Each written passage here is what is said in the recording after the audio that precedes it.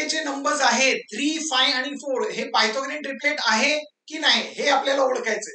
पायथागोरन triplet काय आहे ते आपण ऑलरेडी डिस्कस केले आणि ते व्हिडिओ नाही बघितलं तर बघून घ्या, त्याचं लिंक मी तुम्हाला डिस्क्रिप्शन मध्ये दिले. तर पायथागोरन ट्रिपलेट म्हटलं तर आपल्याला माहित आहे ट्रिपलेट ऑफ नॅचरल नंबर्स आहेत आणि ते पायथागोरन ट्रिपलेट आहे की नाही ते आपल्याला ओळखायचं आहे. म्हणजे काय करतो आपण तिकडे ते मोठं नंबर असतं त्याचं स्क्वेअर करतो आणि जे बाकी जे दोन नंबर्स आहेत त्यांचे जे स्क्वेअर आहेत त्यांना ऍड करतो. जर हे सम आणि ह्या मोठ्या नंबरचं स्क्वेअर जर इक्वल आलं तर ते ट्रिपलेट पायथागोरन ट्रिपलेट आहे, नाही आलं तर ते पायथागोरन ट्रिपलेट नाही. बरोबर. चला म्हणजे आपण ते प्रोसेस करूया.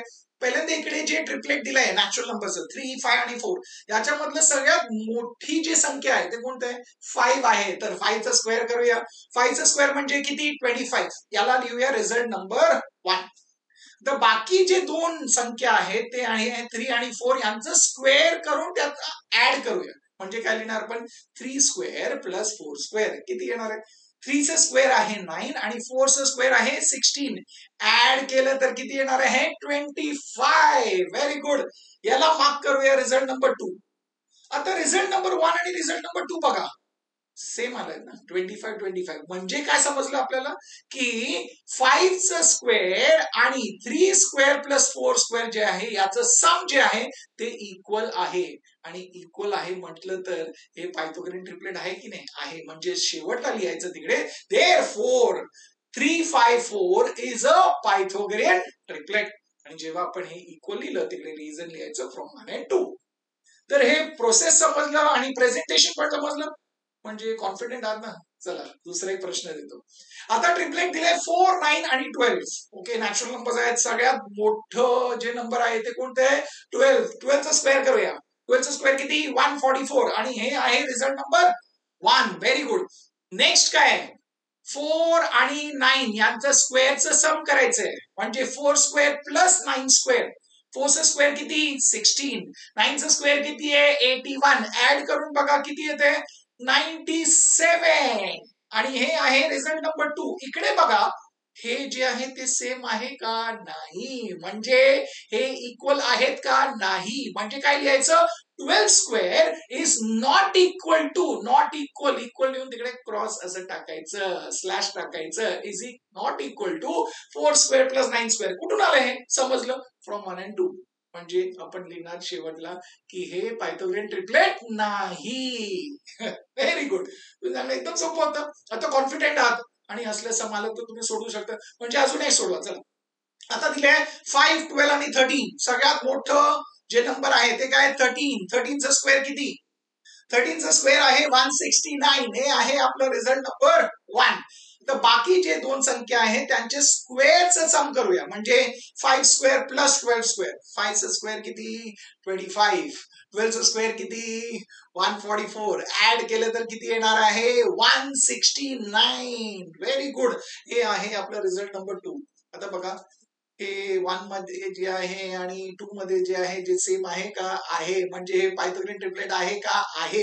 पण पहिल्यांदा लिहायचं इक्वल आहे काय 13 square is equal to 5 square plus 12 square. कुठून आलं हे फ्रॉम 1 and 2. म्हणजे आपण शेवटी लिहिणार की 5, 12, 13 इज अ पायथागोरन ट्रिपलेट. आता समजतंय एकदम सोपं आहे. स्टेप्स पण समजलं प्रेझेंटेशन पण समजलं. म्हणजे अजून एक करूया. चला काय ते 24, 70 and 74. सगळ्यात मोठा नंबर म्हणजे 74. त्याचा स्क्वेअर करूया. 74 चा स्क्वेअर किती आहे ते आहे 5476. हे आलं आपलं रिझल्ट नंबर 1. आता बाकी जे दोन संख्या आहेत त्यांचे स्क्वेअरचं सम करायचंय. म्हणजे आपण लिहिणार 24 स्क्वेअर प्लस 70 स्क्वेअर. 24 चा स्क्वेअर आहे 576 आणि 70 चा स्क्वेअर आहे 4900. ऍड करून बघा किती येते 5476. Very good. आहे रिझल्ट नंबर 2. हे दोन्ही रिझल्ट मध्ये आपण बघितलं इकडे हे सेम आहे व्हॅल्यूज. म्हणजे आपण लिहू शकतो की 74 square is equal to 24 square plus 70 square. कुठून आलं हे फ्रॉम 1 and 2. म्हणजे आपण सांगू शकतो की हे जे तिन्ही संख्या दिले आहेत आपल्याला हे ट्रिपलेट दिले 24, 70, 74 is a Pythagorean triplet. Very good. चला आता नेक्स्ट अजून एक प्रश्न बघूया काय दिलंय 10, 24, 27. ओके 27 मोठी संख्या आहे, त्याचा स्क्वेअर किती? त्याचा स्क्वेअर आहे 729. हे आहे रिझल्ट नंबर 1. आता 10 square plus 24 square. Okay 10 square आहे 100, 24 स्क्वेअर आहे 576. ऍड केल्याने काय मिळतं आपल्याला? 676. ओके सेम आहे का? नाही, म्हणजे नॉट इक्वल लिहायचं. ओके म्हणजे लिहिणार 27 square is not equal to 10 square plus 24 square. आलं कुठून? From 1 and 2. दॅट मीन्स हे पायथागोरन ट्रिपलेट नाही. Very good. चला आता अजून एक सोडवा तुम्ही आणि बघूया काय येतं इकडे. 11, 60 आणि 61. सगळ्यात मोठी संख्या कोणती? 61. त्याचं स्क्वेअर किती? 61 चं स्क्वेअर आहे 3721 आणि हे झालं आपलं रिझल्ट नंबर 1. तर बाकी जे दोन संख्या आहेत 11 आणि 60 त्यांचं स्क्वेअरचं सम करूया. म्हणजे आपण लिहिणार 11 स्क्वेअर प्लस 60 स्क्वेअर. 11 चा स्क्वेअर आहे 121, 60 चा स्क्वेअर आहे 3600. म्हणजे ऍड केल्याने आपल्याला काय मिळणार आहे? 3721. ब्युटिफुल. आणि जे आपल्याला माहित आहे हे आहे आपलं रिझल्ट नंबर 2. आता इकडे दोन्ही सेम आहेत का? आहे. म्हणजे आपण काय लिहिणार? 61 square is equal to 11 square plus 60 square. कुठून आलं हे? From 1 and 2. म्हणजे हे जे ट्रिपलेट आहे 11, 60, 61 इज अ पायथागोरन ट्रिपलेट. म्हणजे पायथागोरन ट्रिपलेट कसं ओळखायचं?